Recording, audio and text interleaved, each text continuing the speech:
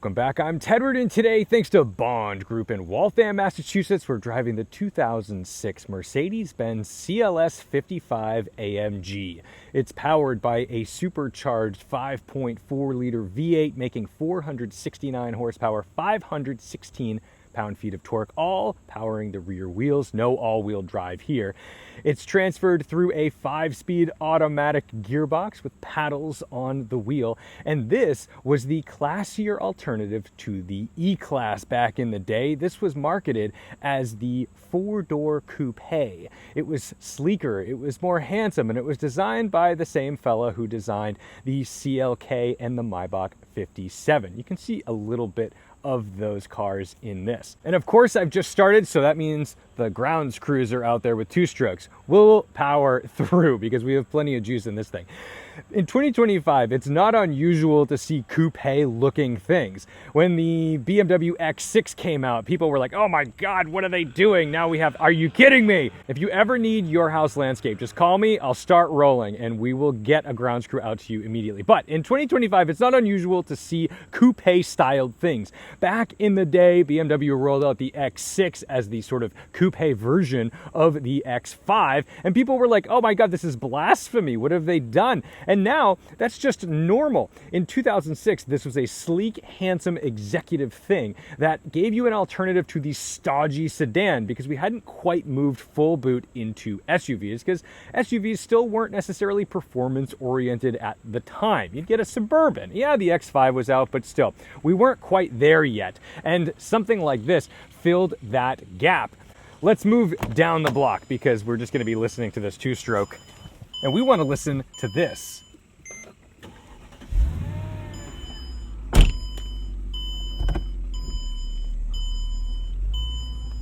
Now, 2006 seems like a long time ago, but that was the year I graduated high school, which means only rich dads were driving this. And I used to really covet things like this because at the time, these were serious powerhouses. And at my very first autocross at Clemson University in South Carolina, there was a fella who came with a CLS55 and just laid down about 200 feet of billowing smoke rubber. It was the coolest thing I had ever seen, and I thought, wow.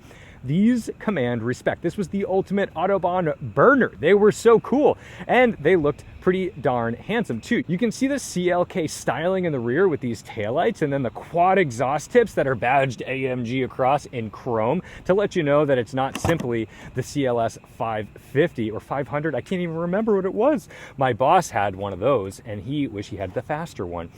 Back here, you've got a monster battery and a spare tire. We love that. It's a space saver, but a spare tire is good nonetheless. Plenty of space, but the thing is, when you make a 4-door coupe, you do have to make sacrifices, namely visibility, and then headroom in the back. Okay, these are really handsome chairs back here. They actually are nice, and they're separated. So it does have that vibe of like a proper elevated executive sedan, almost like a Rapide, but you don't have the crazy tall center stack.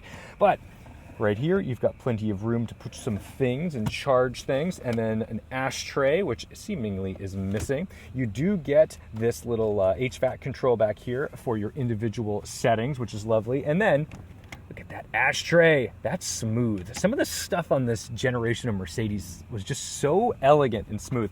Back here, you've got a nice armrest with a little bit of storage, but hey, cup holders, maybe the most useless cup holders, they're not very deep, so that's definitely designed for a very shallow cup, if at all. Or maybe it's just designed to be sitting at a drive-in movie theater and have it sitting like that, because at 0.88 G, which is, I believe, what this tested at Car and Driver in period, I don't think anything's staying in there.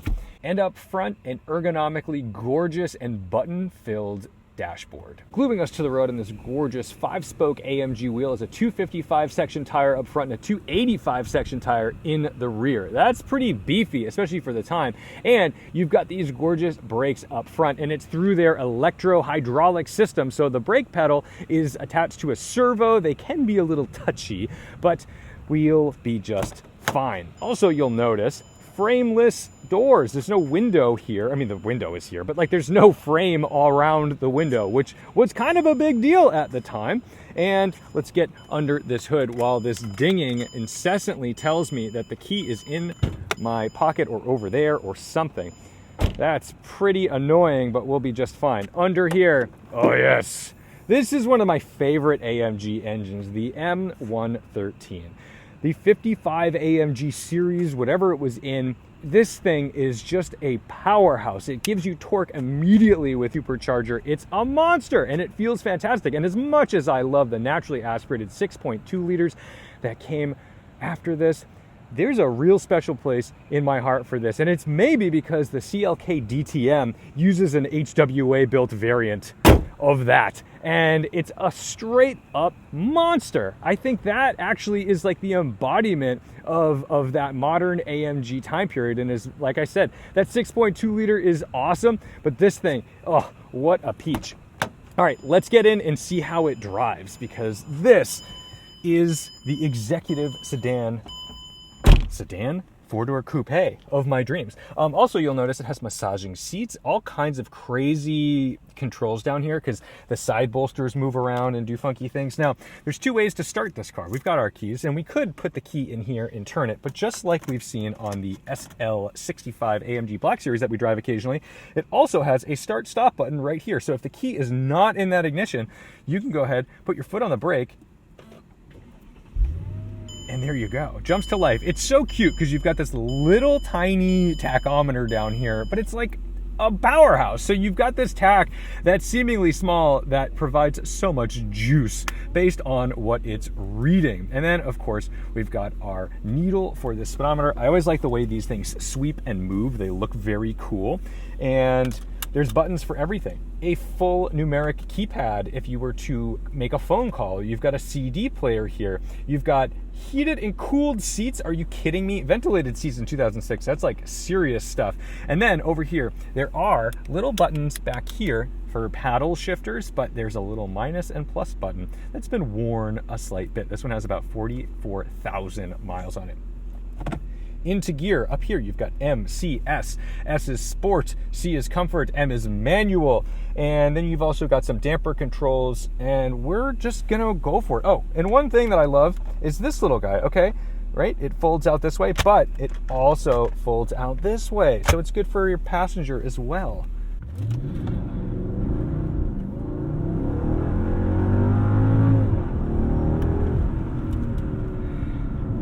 Little demonstration of the traction control system in this car. It's pretty binary. It reminds me a lot of my E39 M5 in that respect. It doesn't really forgive slip, so you do have to baby it off the line if you were trying to really go for it. Let's try that in manual mode.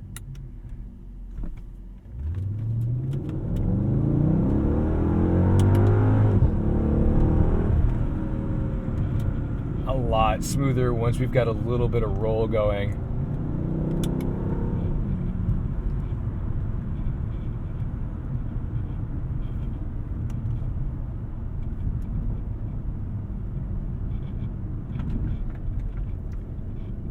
Tiny bit of rattle on this door, but you know, this is almost 20 years old now. I think we can forgive that. Also, if someone put the little bit of time and attention into that, that would be fine. I think anyone buying a car like this today is basically buying a great engine and a comfortable package for relatively cheap money, I think. Although I did see a mint condition, like 1,600 mile example of one of these go and bring a trailer for $128,000.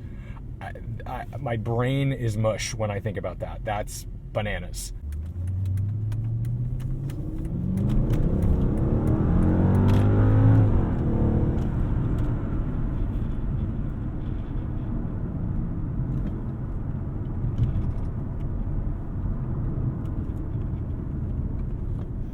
This is genuinely fast, yet it doesn't necessarily encourage me to drive fast. It's comfortable and cool cruising around. That's one of the things I love about this engine, is that it doesn't need much for revs.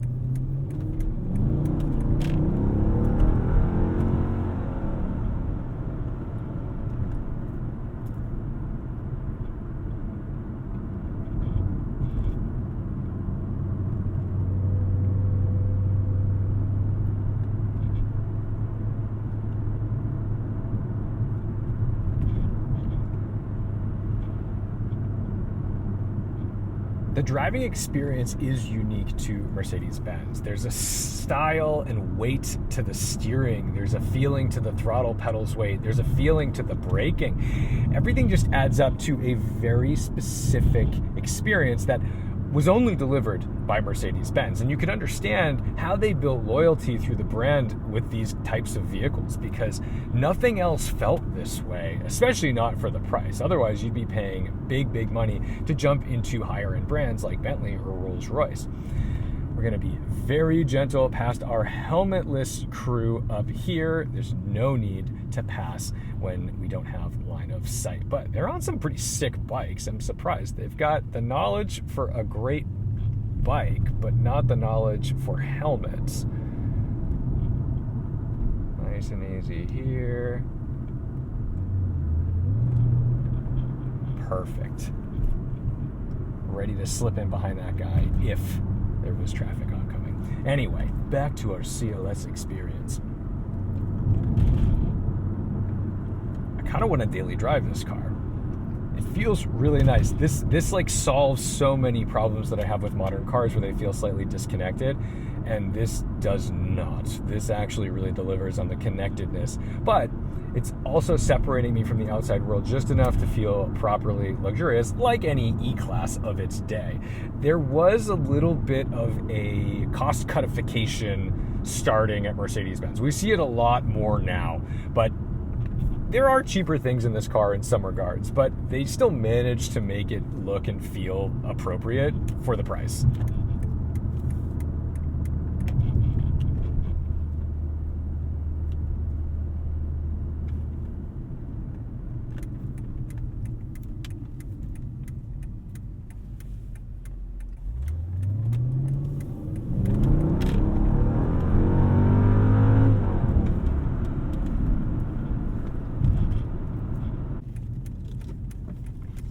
A+ turning radius, perfect getaway vehicle.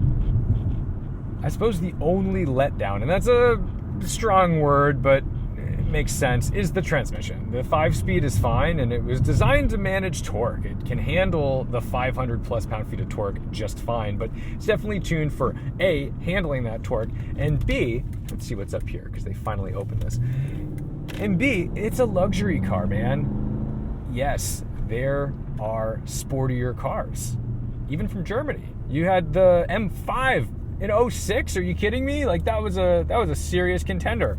V10, SMG3, all kinds of great stuff. But that's not the intent of this car. This car was more executive in a hurry, but also executive maybe without a family.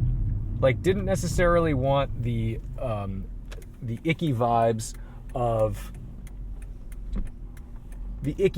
of a typical E-Class sedan. No. He didn't want to look like the rich dad coming to pick up his kids from soccer practice. He knew that he had to put people in the back seat, but definitely didn't want people to know that he was succumbing to the sedan life. Let's let this fella do his thing. Attaboy. Get out there. A new detour. I've never done this. Oh, honey, no. Your Corolla is very narrow. You're fine. You're good. You can do this. We could get by in a Raptor. It's okay. Better safe than sorry. But this is easily a 2-lane road. You just did this past a National Grid truck. You can do it past a Lexus. You're fine. Okay. I guess we're stopping. I guess we're just stopping. I guess it's scary to drive 2 cars down a 2-lane road.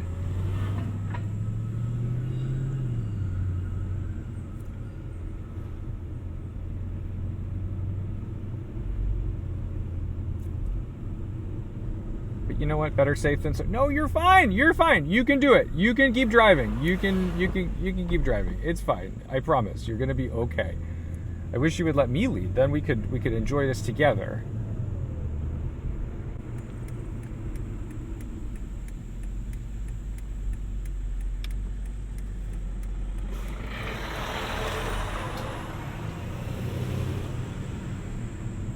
One thing I've learned while driving in Massachusetts is that I don't think anyone actually knows when they have the right of way. I think that they have assumptions and they think they do or don't, but they're almost always wrong. So that's why people like run red lights and stop signs and all kinds of crazy stuff, because they just like, they go, I hope so, and then they go, or then they stop, and it makes no sense. But I respect the cautious approach more than the full send approach. So while I'll maybe be vocally frustrated with somebody who's doing something like that, like, I gotta hand it to them. They didn't just send it and hit something. So let's go. Let's appreciate the little wins. That is the perfect color for an M2. Honestly, that car's grown on me so much. I used to think it just looked like Lego blocks, but BMW has a way of always making their cars hideous. And then over the course of its lifespan, you're like, you know, I kind of want one. And by the time it's done, you're like, yeah, maybe I'll buy one of those. It's so weird. Don't understand.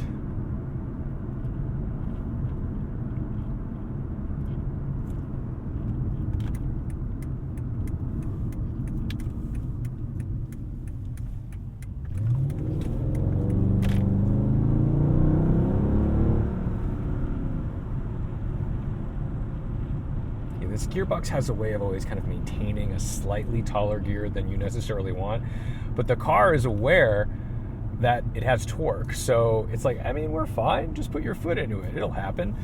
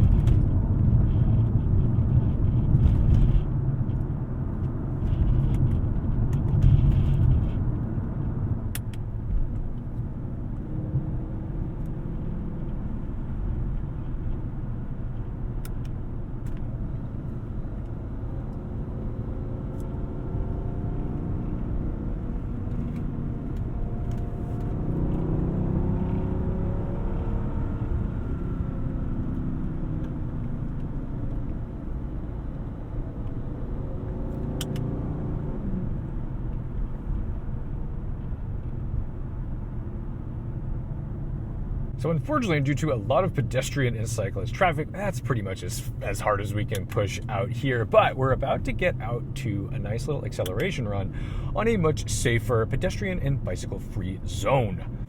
While we're sitting in traffic, look how cool that looks. Like, there's something about a leaned back shifter in drive that just really does it for me. That's cool. And I don't know if you can see, it says engine start stop on the button, but it's very fade. It's a bit faded.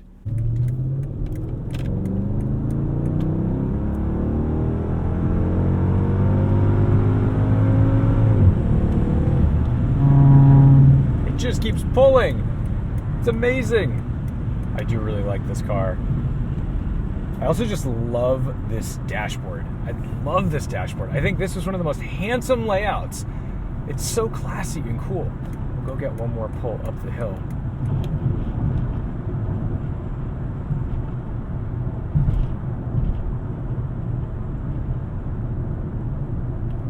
Oh, we got a chopper coming in above us over here. Pretty big one too, honestly. Maybe it's a med flight.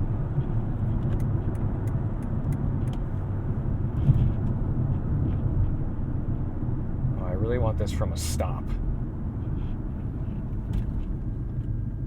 Don't go green. Don't go green. Yes.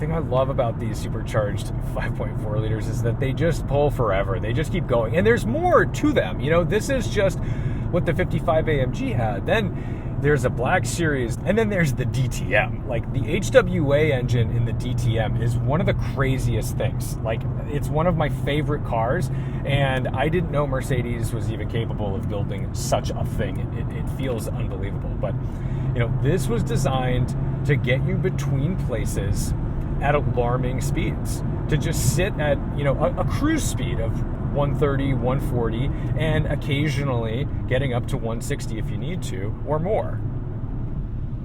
I'm not going to play any games with these semis.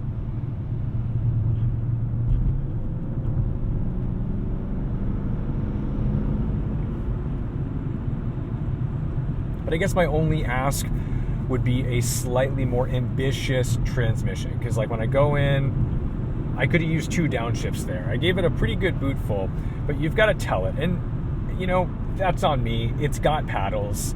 They've given me the opportunity to choose my own adventure that way. But I do think the car could be a little more ambitious in the transmission department.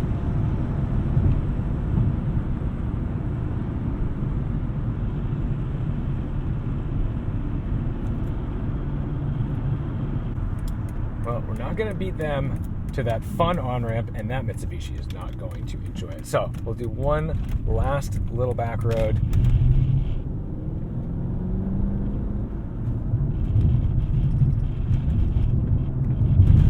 Over some bumps. On what then was a pretty ambitious wheel size, 19 inches. Now that's what my Honda has, which is downsized for the FL5 because the FK8 was 20 inches. Sorry if that's gibberish to the German car folks, but I promise it makes sense.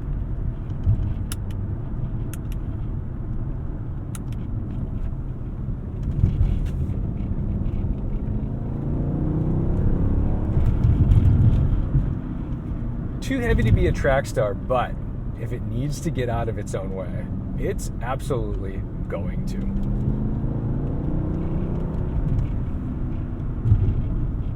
This thing rules. This was the lore of AMG. M cars were the slightly more precise, scalpely looking cars that felt more like they were belonging on a track, where the AMG cars were the blunt force nailing you in the face with torque, and that is just something that M cars could not do. Think about an E46 M3 at the time would have had 333 horsepower and what, like 200 something pound-feet of torque. This is 516 pound-feet of torque. The BMW brain couldn't fathom what this felt like, and they went about things very differently. So there were very different camps between AMG buyers, M buyers, and then, you know, Audi S buyers at the time. There were choices. And now that everything is pretty ubiquitous, everyone kind of has their blunt force thing, but AMG was really after it early, and there was so much more differentiation and personality between the competition. And I miss that. I wish the cars were more different today, because now they can all kind of do the same thing. Some do it a little better, some do it a little heavier, some do it with more luxury, some do it with less power or more grip or less grip or softer suspension, whatever. But they used to be completely different families. You would never in a million years confuse the M car for the AMG in a blindfolded test of the thing. You know, it would just feel very specific to that brand at the time. And I feel like things have gotten a little more homogenized over the years.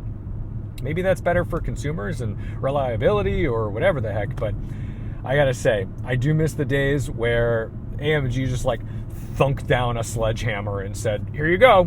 Yep, we put the big engine in the little car. That's fun. So anyway, I think that's going to do it on this CLS55 AMG from the year of my high school graduation. My God, that's like a little upsetting that that's almost 20 years ago. But although I've aged, this thing still looks pretty darn good. I think I look okay. I think I'm more athletic than I was then. We'll see what happens. But anyway, that's enough. That's enough. That's all I have to say. Thank you guys so much for watching, liking, commenting, and subscribing. Thanks to Bond Group for tossing the keys to this magnificent blast from the past with loads of torque. And don't forget to respect the drive. I'll see you in the next one. and I still almost always hit this silly cruise. The bumps over here are awful. I still almost always hit this silly cruise control radar guided assistant thing instead of the blinker. Like, it's just, I've driven a million of these cars and I still do it, and I'm gonna start blaming Mercedes-Benz for it, because at this point I feel like it's not my fault. Oh, look at that cute little Yaris. Can we just appreciate the Yaris behind me right now, because it has a single wiper? Single wiper, baby.